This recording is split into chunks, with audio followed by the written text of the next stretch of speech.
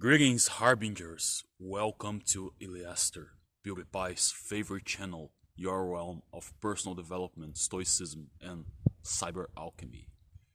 Here we are again, from the mountains, from the desert. Let me show you around this astounding scenario I came across in my morning walks. Look at that. How astonishing it is. I never cease to be amazed with such landscape, right? Again, you gotta tell I picked the best scenarios.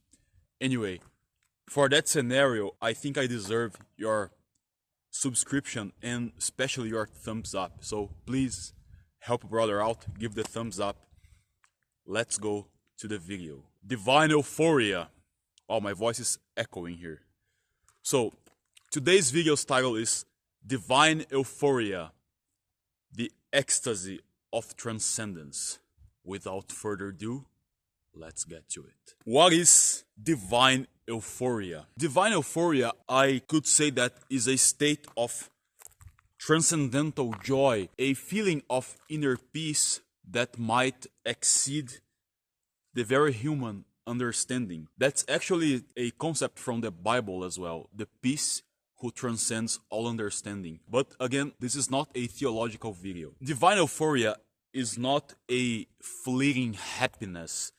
It's not that momentum happiness. For example, you are in a bar with your friends having beer and laughing. That's not divine euphoria. It's something deeper and meaningful and comes with a very sense of clarity as well. So where the idea of this video came from. As you know, if you follow here the Yliaster channel, I started a journey of personal development and I have been finding so much meaning on that journey, hence the videos I bring here, the ideas for the content, is me journaling these moments and these ideas. So, in a way, this is all conveying in the way the ideas are manifested here. And it's a reflect of my spiritual state right now with this self-improvement journey and all. It's a sense of peace, a sense of clarity that brings me this inner peace, which I call divine euphoria. They say the best things in life are the simple things, and I tend to agree with that. I mean, look at that. Look at the contrast between the sun and the shadows between me and the scenario here. It's amazing to walk around the scenarios and contemplate the divine in such earthly aspects, such as the sunlight up there, you know. So, contemplating the divine through the simple things.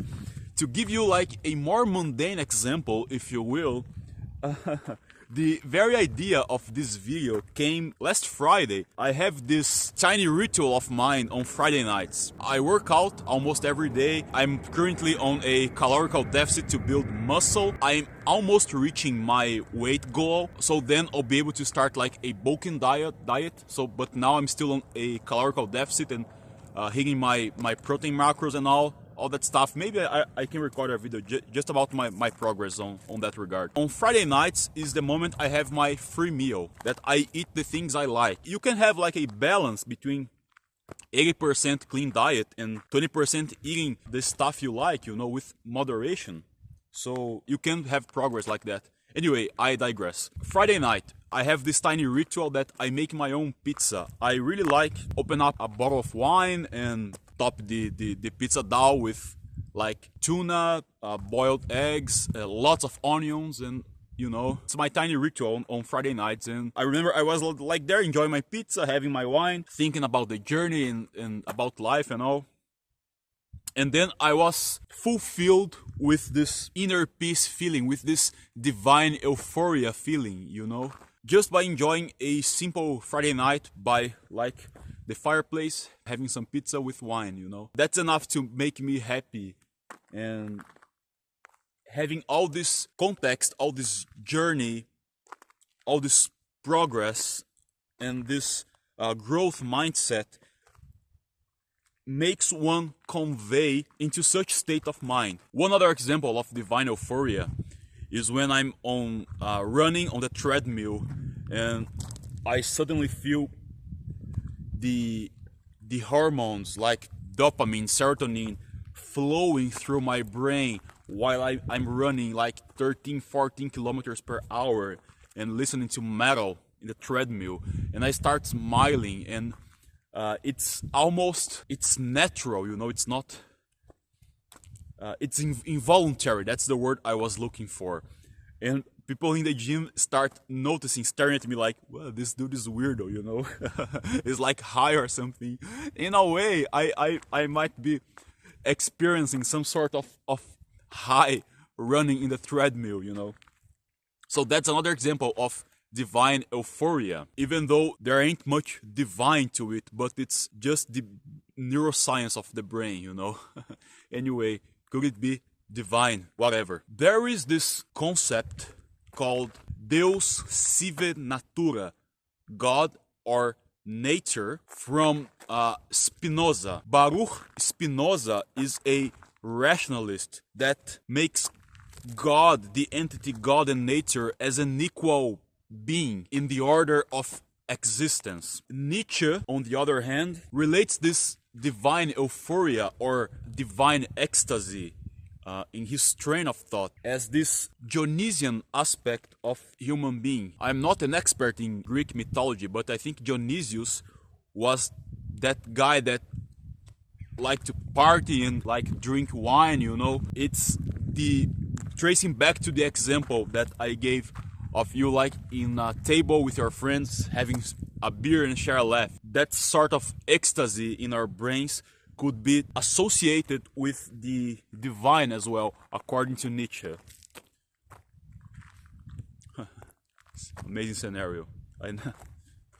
Yeah, it almost makes me lose the focus of the video. Anyway, again, I digress. However, in Nietzsche's concept, this Dionysiac aspect also can bring chaos. So it's kind of a paradox that the chaos and the order of finding joy in all the craziness and the pleasures could also lead to a transcendence path, you know. That's kind of crazy.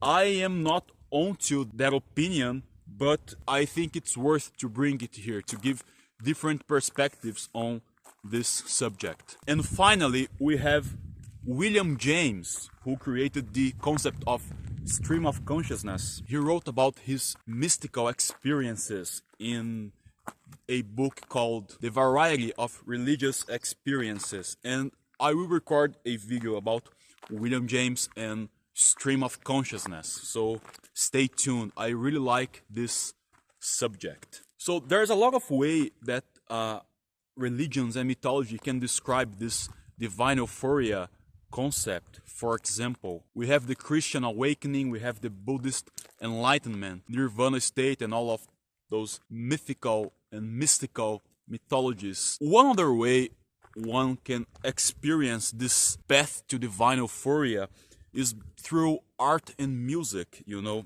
Have you ever caught yourself having the quivers when listening to a powerful music?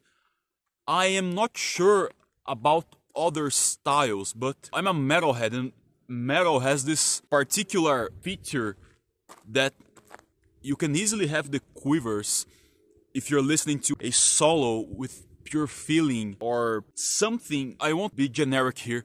Art in general has this ability to put you in a flow that can lead you toward this divine euphoria feeling. We cannot lose sight, again, beauty matters. I spoke of that in the channel, and there is beauty in art, in music, in contemplation.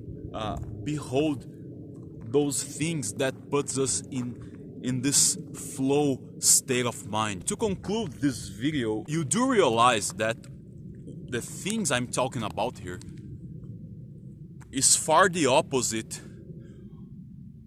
of today's paradigm, which is seeking instant pleasure and overload our brains with cheap dopamine, such as scrolling 18 plus content, binge yourself in something that is fleeting and might turn you into an addict to one of those things. So let me be extremely clear, this is not real euphoria. The divine euphoria is something far greater. It's maybe a thin line between experiencing the divine even though you're aware you're in your fully mortal condition. So it's almost a paradox, tearing the very tissues of reality and maybe having a small taste of the boundaries of Yliaster. If you like this video, please give the thumbs up. Let me know if you like this kind of content, if you like this format, and see you in the next video. El Psy Conguru.